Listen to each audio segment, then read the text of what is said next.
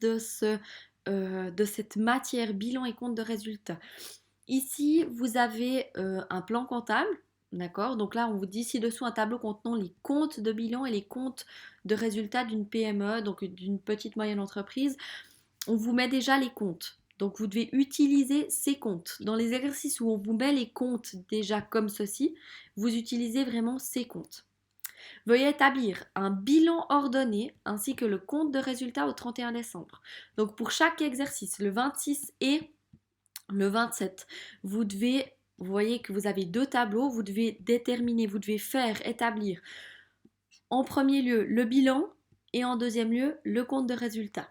Donc ce que je vous propose, et là tous les comptes sont mélangés, ce que je vous propose vraiment pour effectuer ces exercices, c'est avant toute chose, avant de commencer à établir le bilan ou le compte de résultat, prenez 4 stabilos de couleurs et mettez 4 couleurs différentes pour ces noms de compte. Ça veut dire que vous mettez par exemple l'actif en rose, le passif en jaune, les charges en bleu et puis les produits en vert par exemple.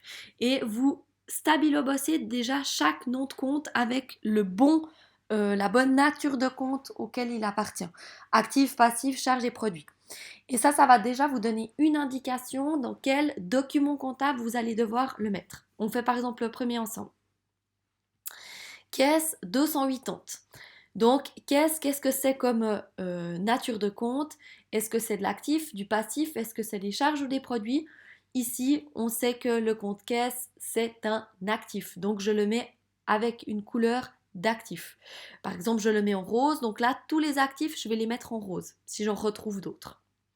Et ensuite, vous allez prendre actif et passif, donc les couleurs qui correspondent à actif et passif, et vous allez établir le bilan. Et vous faites la même chose pour charger produit. Et vous établissez le compte de résultat. C'est beaucoup plus facile à faire comme ceci parce que quand on a autant de comptes que ça, souvent on oublie d'en mettre. Donc au moins quand vous stabilobossez avec des couleurs, vous savez que vous devez mettre tous les roses dans les actifs, tous les bleus dans les passifs, par exemple. C'est plus facile peut-être à se mettre sur un exercice autant grand que celui-ci. Et capital et résultat net à déterminer tout simplement parce que le capital, vous allez le déterminer dans le compte du bilan, comme vous avez eu l'habitude de le faire auparavant. Et le résultat net, vous allez le déterminer dans le compte de résultat, comme vous avez pu le faire auparavant, donc perte ou bénéfice. Voilà, donc essayez de faire l'exercice 26, vous le corrigez avec le corrigé que je vous ai mis juste en dessous, et puis vous faites l'exercice 27 peut-être après, comme ça vous voyez déjà les erreurs et puis vous ne les reproduisez pas dans le prochain exercice. Bons exercices!